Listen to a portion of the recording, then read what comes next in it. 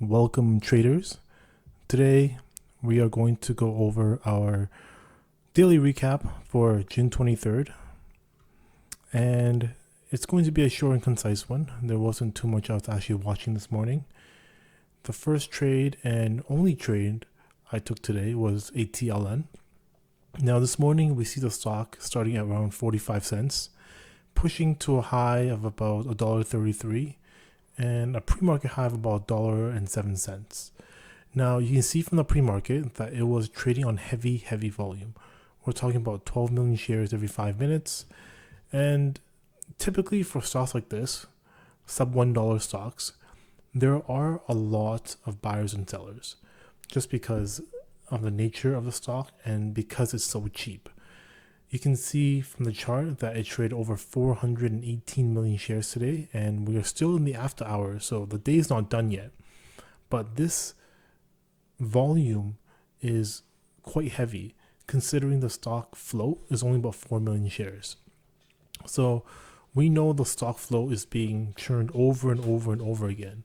And typically this will attract a lot of algo traders. And you know what? It's not the best stock to trade for retail just because it's so hard to predict where it's going. Algo traders, they love the churn, they love the choppiness. For retail traders, we like clean, decisive moves, and you can kind of tell by the action today that there was no decision, no decisive movement whatsoever. So let's just get into the trade. I shorted the stock a few times. I shorted at 120, 110, and I even shorted around $1.04, I believe. And my goal was I want to see us break below $1. Typically, we see a lot of sub $1 stocks. They gap up, they push $1.20, $1.30, they fade, and they usually close around 60, 70 cents. Now, I ran this stock through my stats. I knew roughly 2 p.m. is what I want to watch out for. 11:30 a.m. is also what I want to watch out for. I knew after this push, around a 25% drop as well, sub $1, which makes sense. It tapped $1 and held it. And, I shorted the stock with an average of about $1.08. I held it for the majority of the day. I was green and red. It was really choppy, a little bit all over the place. I think the most I was green was about 4 or 5 cents. The most I was red, also about 4 or 5 cents. And, it was one of those stocks where I want to hold for the breakdown. But once 2 o'clock hit, 1 o'clock hit, I looked at this chart and I said, well, it's not going anywhere. There is no range. It's holding this $1. It's basically going through a long period of consolidation.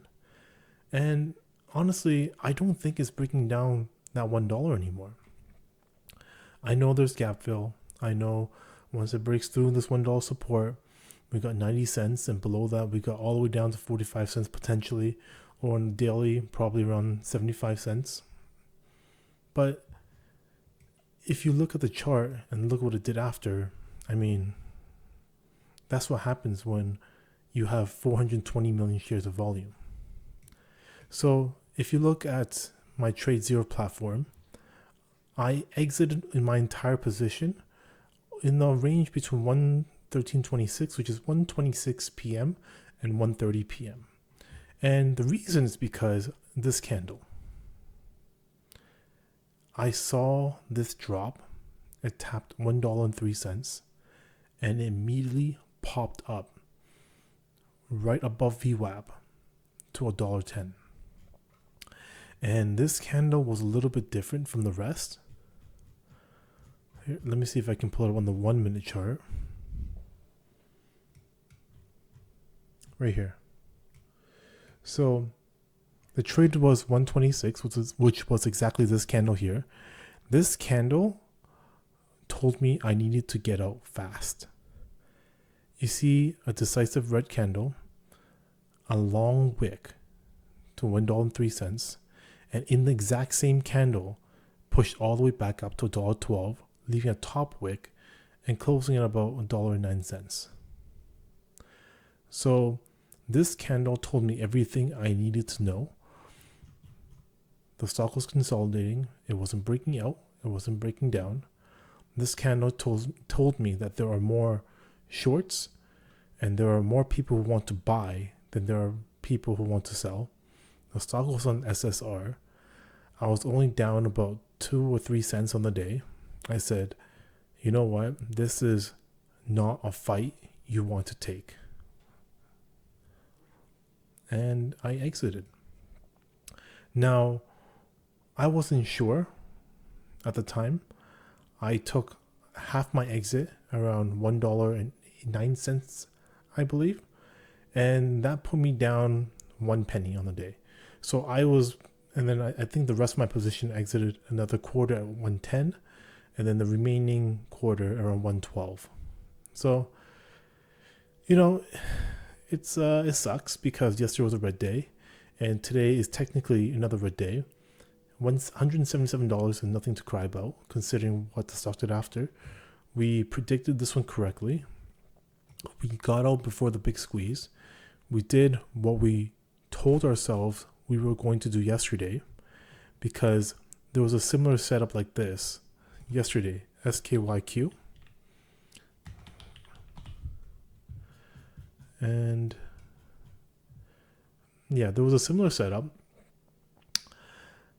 I was hugging the VWAP. I think it was about right here. Very, very similar setup. You can see the 20 and the VWAP converging, and we're slowly closing and trending above it before the massive push. Same thing today. I don't remember this ticker, ATLN. So you can kind of see here, very, very similar setup. And this time we exited. And I think that is the big win here. Not the P&L, but we trusted our instinct. We stuck to our strategy. We saw what was happening, and we got out before the squeeze. I had about 7,000 shares. If I got squeezed to the top, even right now, the stock's currently at $1.28. My average was about $1.08. 20 cents means I would have been down $1,400 right now. If I got squeezed to the top where I was down a potential 74 cents, that's another $5,000 red day.